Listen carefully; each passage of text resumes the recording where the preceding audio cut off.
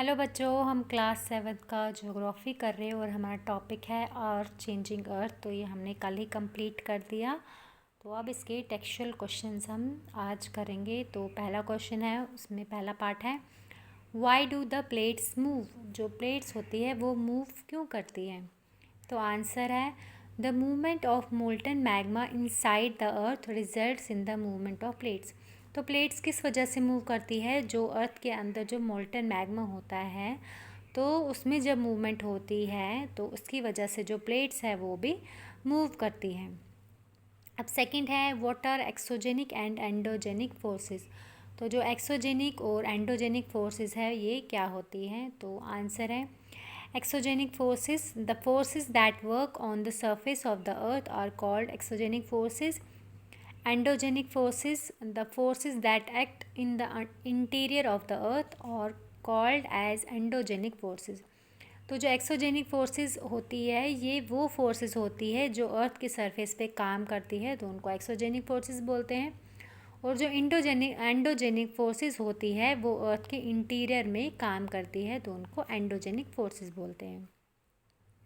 अब थर्ड है what is erosion. Erosion क्या होता है। आंसर है erosion is the wearing away of the landscape by different agents like water, wind and ice.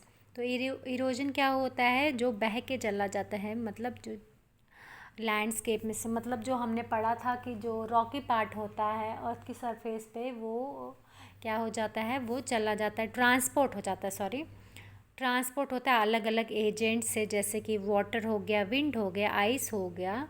तो एक जगह से दूसरी जगह ट्रांसपोर्ट होता है, तो उसको हम क्या बोलते हैं, इरोजन बोलते हैं। अब फोर्थ है how are flood plains formed. तो जो फ्लड प्लेन्स है ये कैसे बनती हैं। आंसर है during floods layers of fine soil and other material called sediments are deposited on the river bank. This leads to the formation of a flat fertile flood planes.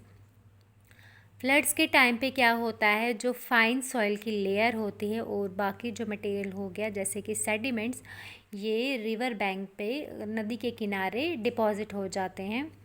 तो इसकी वजह से क्या बन जाता है, एक फ्लैट फर्टाइल फ्लड प्लेन्स बन जाते हैं। तो उसी को हम क्या बोलते हैं, फ्लड प्लेन्स, उसी से बनते हैं। फिर फिफ्थ है what are sand dunes. Sand dunes क्या होते हैं। आंसर है sand dunes are low hill like structures formed by the deposition of sand in the desserts.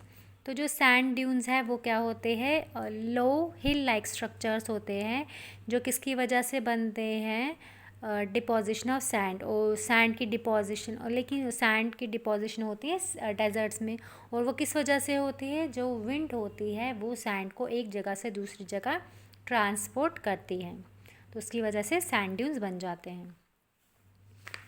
अब इसका सिक्स्थ है हाउ आर बीचेस फॉर्म्ड। जो बीचेस है वो कैसे बनते हैं।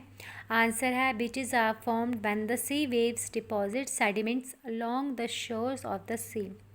तो बीचेस कैसे बनते हैं, जो सी वेव्स है जब वो सेडिमेंट्स को डिपॉजिट करती है सी के शोर्स पे, तो उसी से बीचेस बन जाते हैं। अब फिर सेवेंथ है what are oxbow lakes. Oxbow lakes क्या होती है। आंसर है when the meander loop is cut off from the main river it forms a cut off lake as its shape is like an oxbow it is also known as oxbow lake। जब meander loop जो होता है वो cut off हो जाता है main river से, तो ये एक अलग से एक लेक बन जाती है, कट ऑफ लेक। तो इसकी शेप भी ऑक्सबो जैसी होती है, तो इसीलिए इसको ऑक्सबो लेक कहा जाता है।